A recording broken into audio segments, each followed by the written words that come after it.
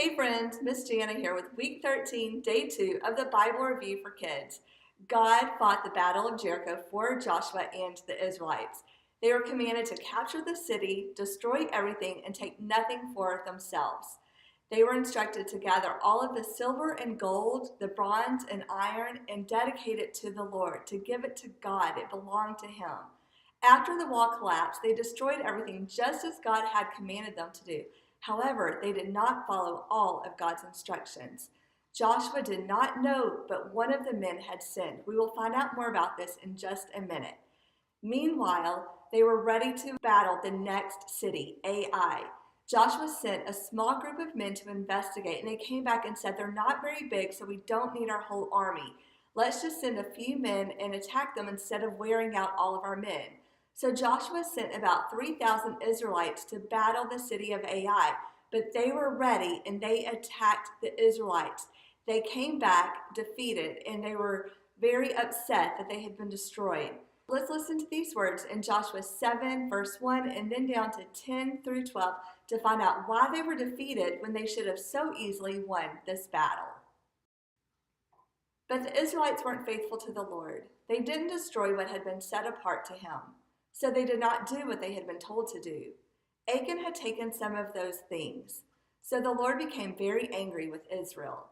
Achan was the son of Carmi. Carmi was the son of Zimri, and Zimri was the son of Zerah. Achan and all his relatives were from the tribe of Judah. The Lord said to Joshua, "Get up, what are you doing down there on your face? Israel has sinned. I made a covenant with them. I commanded them to keep it. But they have broken it. They have taken some of the things that have been set apart to me in a special way to be destroyed. They have stolen. They have lied. They have taken the things they stole and have put them with their own things. That is why the Israelites can't stand up against their enemies. They turn their backs and run. That's because I have decided to let them be destroyed.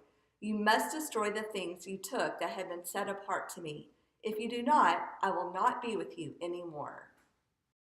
We see here that the Israelites were not faithful. They had stolen. They had lied. They turned their backs and ran. They were easily defeated. They had been commanded to give everything to the Lord, but one man did not, and it would be very costly to him. A man named Achan took a coat and some silver and some gold from Jericho, and when he got to his tent, he buried it underneath.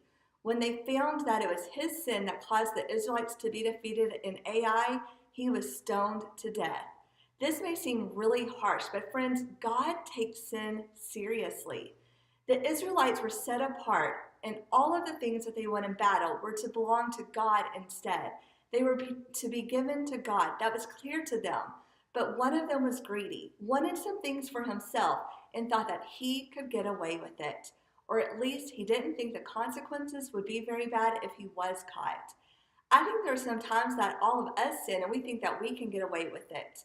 We think that it's worth the consequences if we get caught, that it's worth the risk. Maybe it's telling a lie. Maybe it's sneaking some candy or some extra cookies after school. Maybe it's talking about somebody when they're not around, when we shouldn't be talking about other people. We think that because it's not hurting anyone else, that it shouldn't really matter. We justify it. We make excuses for it. But here's the thing, friends. As children of God, we are set apart. He has made us holy. Leviticus 11:44, and then in the New Testament in 1 Peter chapter 1, verse 16, both say the same thing. They remind us that we should be holy because God is holy.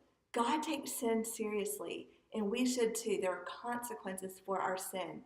Some we may not see today, but there are still consequences for all of our sin. Even though we have been forgiven, if you have become a follower of Christ and have been forgiven of your sins, there are still consequences for these things. If you sneak a cookie, you might be told that you don't get any more dessert for the rest of the week. That's one of the consequences that your parents have given you. There are just some things that have consequences, and so we are to be set apart and to be holy because God is holy. When you respond today, ask God to help you take sin as seriously as He does, and to help you be holy because He is holy. Keep growing stronger and wiser, pleasing God, and making friends. See you next time.